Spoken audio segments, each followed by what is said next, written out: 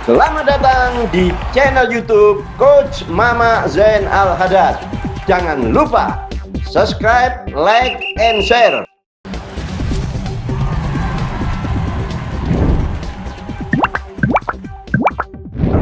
Gebrak ajur. Assalamualaikum warahmatullahi wabarakatuh.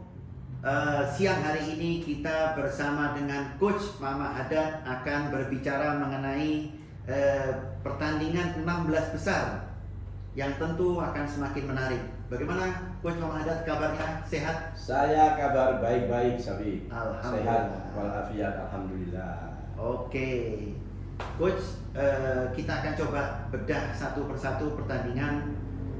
Pertama yaitu tim tuan rumah Kanada yang kali ini akan menjamu tim dari Maroko. Nah, tentu perjalanan Maroko kali ini cukup menarik dibahas karena tim Maroko ini sudah bertemu dengan dua tim yang unggulan. Di babak fase grup mereka sudah menjamu tim Brazil dan berakhir dengan seri dan berhasil mengalahkan tim Belanda dengan drama adu penalti. Nah, kira-kira bagaimana menurut prediksi coach pertandingan Kanada melawan Maroko? Wah, ini Bi, pertandingan ini akan seru, akan menarik. Kenapa? Maroko yang sudah membuktikan keperkasaannya, dia bisa memulangkan tim Orange Belanda. Tapi Bi, jangan lupa yang dihadapi ini adalah Kanada. Kanada ini tuan rumah, ya. Apalagi di sepak bola sekarang, perkembangan sepak bola sekarang ini sudah berubah. Kita bagaimana melihat tadi Argentina setengah mati bisa menang. Nah, Kanada tentunya sebagai tuan rumah, dia pasti akan memanfaatkan kelebihannya. Apa kelebihan tuan rumah itu? Satu, dia sudah terbiasa dengan bermain di lapangan itu. Dia sudah mengenal udaranya. Yang kedua adalah dukungan penonton, dukungan publik. Ini yang berbahaya kalau Maroko tidak mengantisipasi. Kalau tidak diantisipasi, semangat dari tuan rumah ini, Maroko akan berbahaya. Tapi tenang, Maroko ini sudah punya pengalaman, punya jam terbang.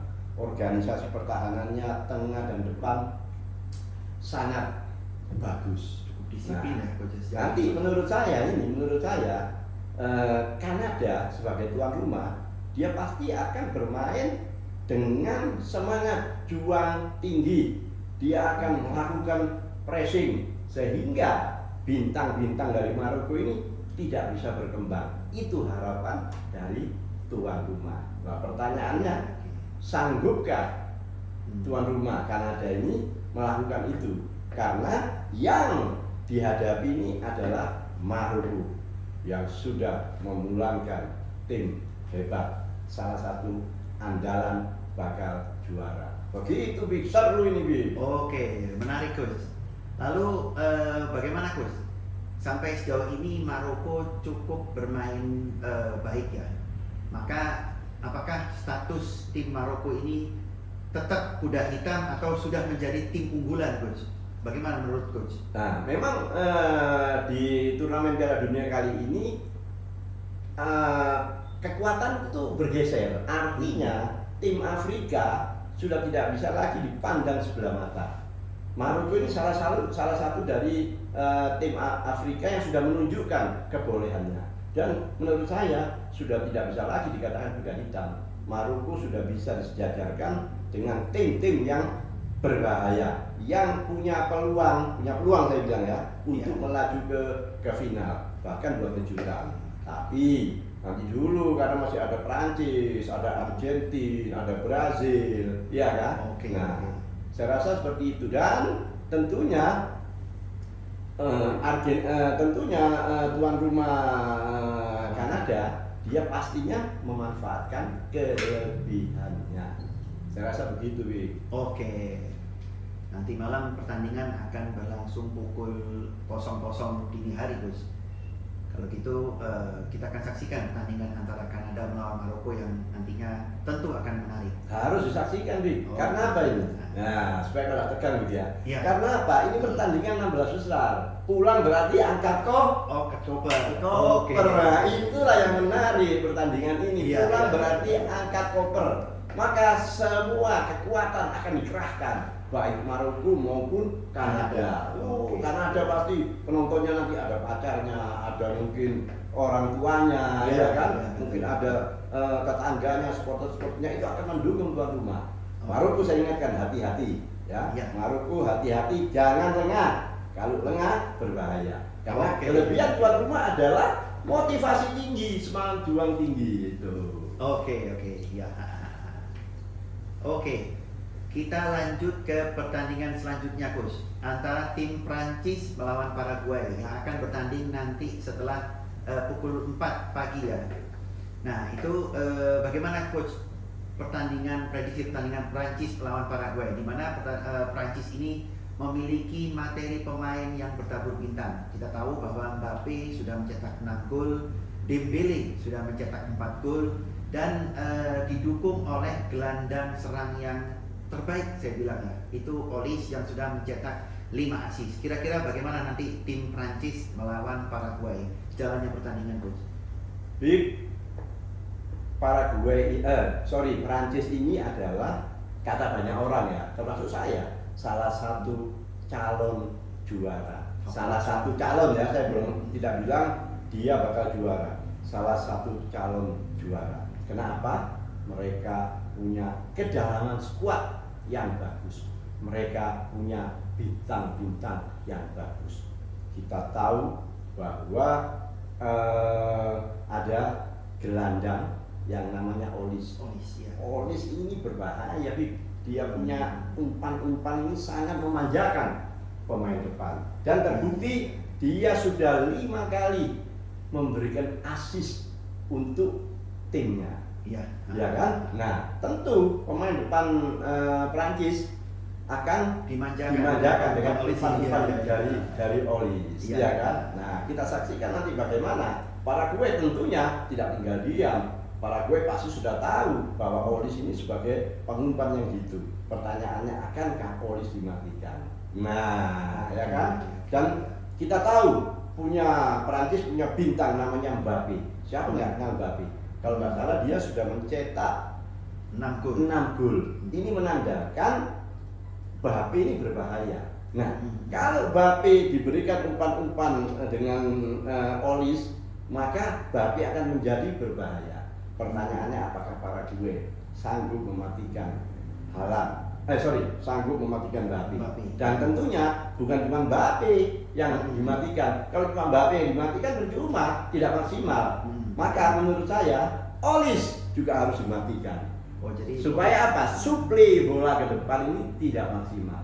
Pertanyaannya, sanggupkah Paraguay melakukan ini? Mengingat Prancis ini tim yang sudah berpengalaman dan salah satu calon juara. Itu serunya, Big. Harus nonton kita nanti malam ini. Oke. Kita tahu, Coach, bahwa Paraguay ini sudah berhasil menyingkirkan tim Jerman. Lalu kesimpulannya secara umum tim Paraguay ini Prancis akan tetap mendominasi jalannya pertandingan sebagaimana tim kuat Prancis.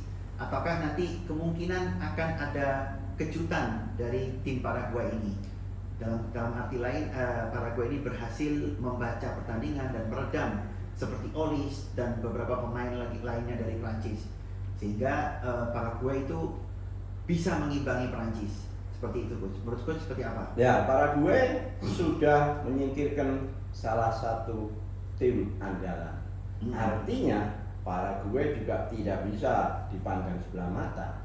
Pasti dia punya satu kelebihan. Menurut saya, apa kelebihan Paraguay? Dia bermain kolektif. Dia main secara tim. Menyerang bagus, bertahan bagus. Organisasi pertahanannya bagus. Cover-recovernya jalan. Pemain-pemain lawan di depan tidak diberi kesempatan untuk dapat bola dengan bagus. Dia melakukan pressing. Nah, pertanyaannya nanti dia akan menghadapi jagoan-jagoan dari Prancis. Ini yang akan seru. Kalau Olise dimatikan, suplai bola ke depan, dan tidak mungkin Prancis akan kewalahan. Tapi saya pribadi, saya lebih menjagokan Prancis dengan catatan tidak lengah dan tidak meremehkan. Dan yang paling penting apa? Bisa memanfaatkan peluang yang ada. Bahkan dapat peluang 1-2 tapi bisa dimanfaatkan. Bukan tidak mungkin Prancis juga akan pulang bawa koper. Ya, Tapi feeling saya tidak. Ya. Itulah. Nanti kita saksikan bagaimana. Gitu. Oke, coach.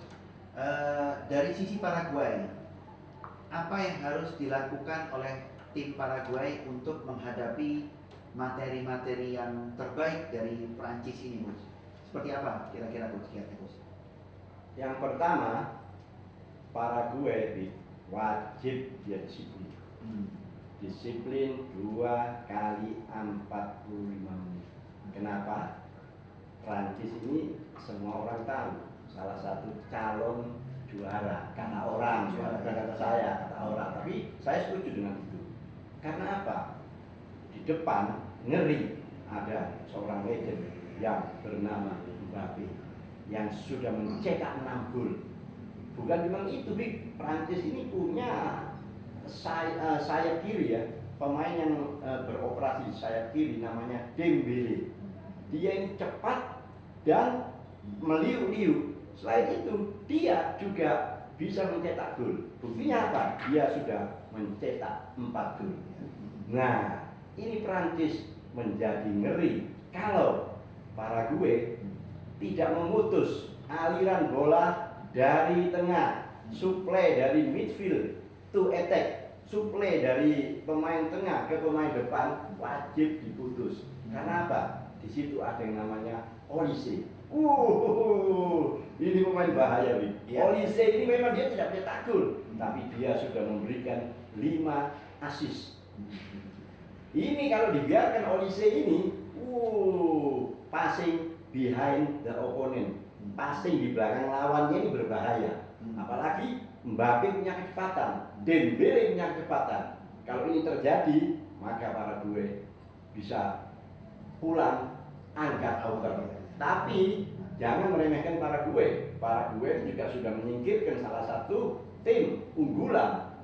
Paraguay kalau saya melihat bermain secara kolektif, disiplin dia, menyerang bagus, bertahan bagus, transisi bagus. Jadi kuncinya apa? Jangan lengah Paraguay, karena yang dihadapi ini adalah penyerang-penyerang berbahaya. Dan jangan lupa, Olise perlu dimatikan. Itu menurut saya. Kalau Olise dibiarkan, hati-hati pertahanan dari sulit Paraguay.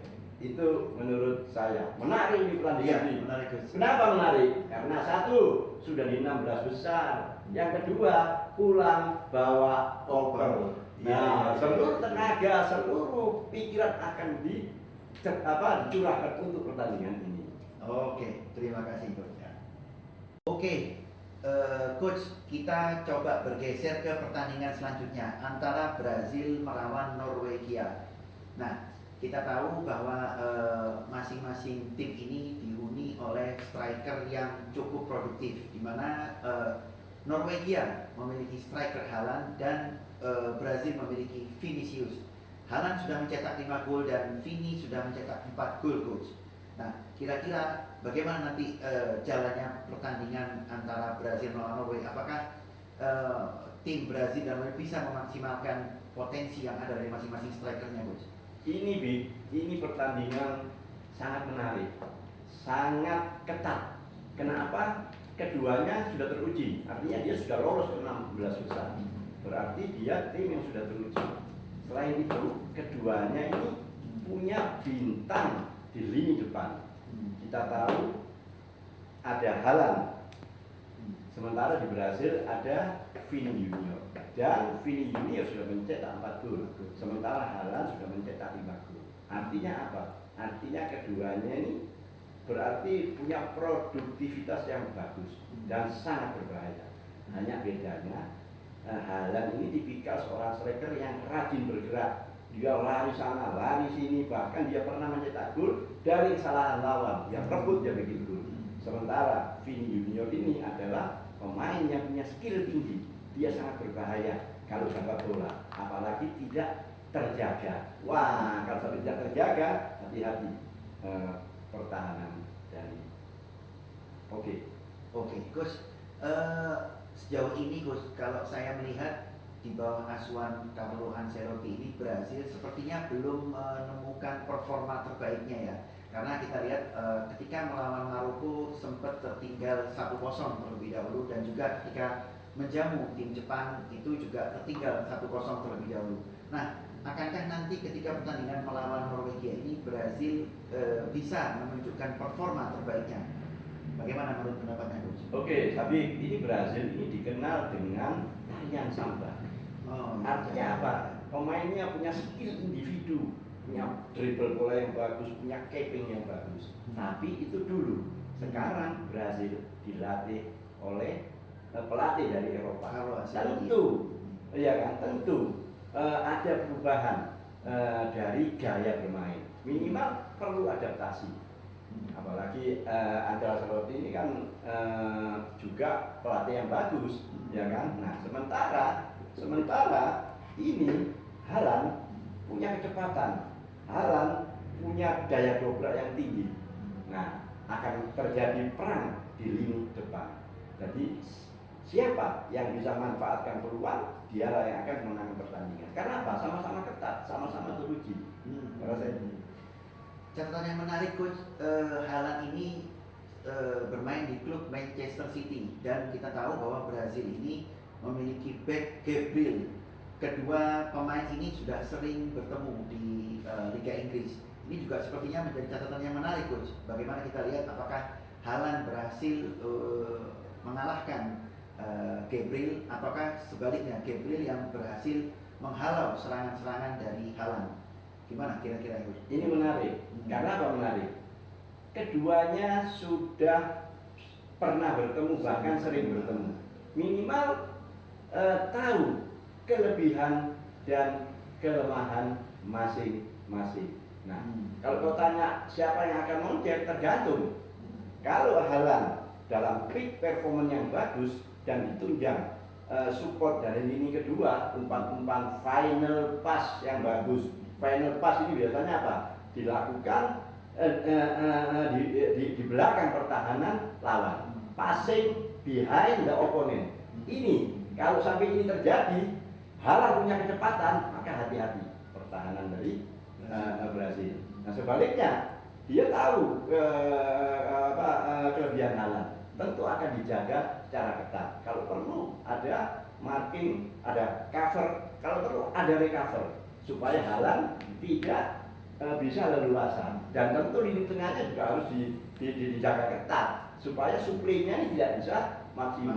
Wah, ini pertandingan menarik ini. Lalu bagaimana menurut Coach Mama?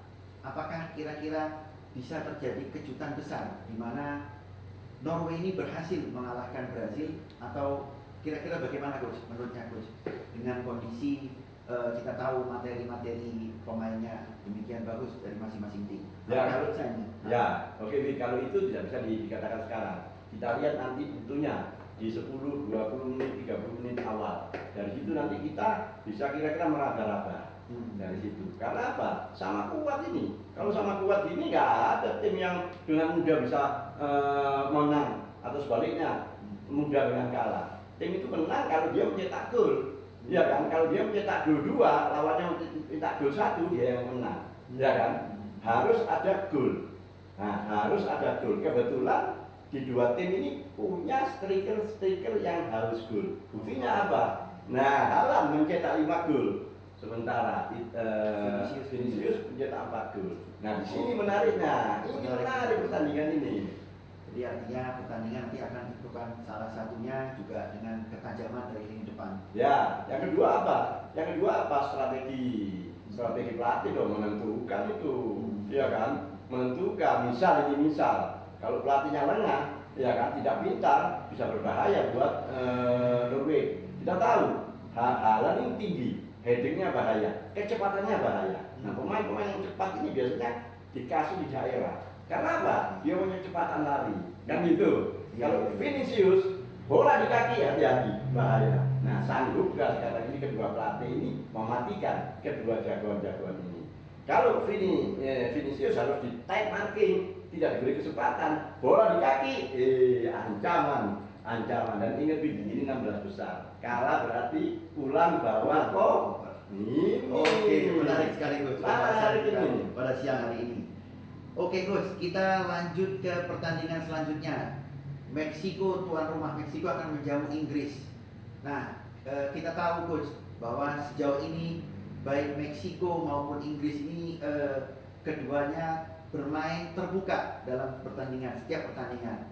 Meksiko bermain cukup atraktif dan Inggris sendiri dihuni oleh pemain-pemain muda yang tentu lebih energik, lebih fresh. Meskipun demikian tetap ada faktor Kane yang senior. Jadi artinya ada sosok leader dari Kane ini yang cukup menonjol. Nah, kira-kira nanti bagaimana pertandingan antara Meksiko dalam menjamu tim Inggris nantinya, Coach? Tidak kalah menariknya. Ya. Apa? Meksiko satu sebagai tuan rumah, punya kelebihan dua yang saya katakan tadi, pengalaman lapangan supporter. Kedua, Meksiko ini memang tim yang bagus, Meksiko ini, ya kan? Nah, bagaimana jalannya pertandingan nanti tergantung dari kedua tim. Siapa yang bisa memanfaatkan peluang-peluang yang ada, dialah yang akan memenangkan pertandingan. Oke. Ada sedikit fakta yang menarik, Gus. Jadi pertandingan kali ini akan digelar di Estadio Azteca, di mana ketinggian stadion itu 2.240 meter di atas ketinggian laut. Dan selama bertanding di stadion ini, Gus, 6 kali Meksiko menang beruntun. Nah, kira-kira seberapa pengaruh faktor non teknis ini terhadap pertandingan antara Meksiko melawan Inggris? Tentu Inggris akan perlu adaptasi lebih untuk bisa main di stadion STK ini, Coach. Jelas, itu faktor non teknis yang bisa membantu tuan rumah. Kita tahu main di pegunungan yang tinggi itu udaranya tipis. Kalau udaranya tipis, gampang kesel, lelah, lain ini ngos-ngosan, ya kan? Dan Inggris punya pemain hebat, punya pemain legend, yaitu Harry Kane. Kita masih ingat bagaimana Harry Kane menjadi pahlawan Inggris ketika mengalahkan Kongo. Walaupun supporternya, penontonnya dibuat deg-degan karena sampai menit ke-75 baru bisa membalas. Nah, sekarang tentu tuan rumah memanfaatkan itu. Harry Kane sudah berusia, kan gitu. Biasanya kan sudah berusia itu secara fisik, secara kecepatan berkurang. Nah, tinggal pintar-pintarnya para pemain-pemain yang lain memberikan suplai, memberikan assist ke Harry Kane. Harry Kane ini kalau lengah berbahaya, dan biasanya pemain bintang, pemain legend itu di saat-saat kepepet, di saat-saat genting biasanya keluar. Dia punya kelebihan, dia punya kehebatan. Contoh lawan Kongo, bagaimana sampai menit 75 baru bisa mengalahkan Harry Kane, dan itu dicetak oleh Harry Kane. Bahkan Harry Kane mencetak 2 gol. Pertanyaannya, sanggupkah hari ini? Tapi saya ingatkan hati-hati, ini lain yang dihadapi ini adalah Meksiko dan tuan rumah. Kalau Inggris lawan Kongo aja sudah kewalahan, bagaimana dengan menghadapi Meksiko yang secara permainan oke, semangatnya tinggi, dan tuan rumah? Ini yang harus kita tonton. Kita juga tahu, Coach, bahwa Meksiko ini belum kebobolan, Coach. Nah, kira-kira bagaimana ini dengan apakah Harry Kane kali ini akan dengan pengalamannya sekiranya bisa untuk membuka peluang dan mencetak gol, kira-kira, Coach? Meksiko ini masih salah satu tim sama seperti Spanyol, Coach, tidak kebobolan sampai sejauh ini. Meksiko dan Spanyol sama, tidak pernah kebobolan. Apa artinya? Pertahanannya, defense-nya bagus, rapat, disiplin. Nah, tentu karena ini pertandingan menentukan, yang kalah harus pulang kampung, tentu Meksiko akan merapatkan barisan. Apalagi nanti lawannya ini ada Harry Kane, ya kan? Harry Kane ini juga berbahaya kalau dia diberi kesempatan. Maka pasti nanti akan terjadi penjagaan yang ketat kepada Harry Kane. Tinggal pintar-pintarnya pelatihnya. Kalau Harry Kane dimatikan bagaimana? Nah, ini yang akan kita lihat nanti. Oke. Oke coach, menarik bincang-bincang pada siang hari ini. Sudah 4 pertandingan kita bahas. Mungkin kita sudahi dulu coach. Nanti akan kita lanjut pada sesi berikutnya. Terima kasih banyak coach Mama. Oke Bik, terima kasih yang sudah membantu kelancaran podcast ini, dan tentu saya juga ucapkan terima kasih kepada Yus atau Idrus yang sudah membantu kelancaran podcast ini. Ya. Terima kasih. Gebrak Ajur. Terima kasih semua para pemirsa. Selamat siang. Terima kasih para pemirsa. Sehat selalu dan gebrak ajur.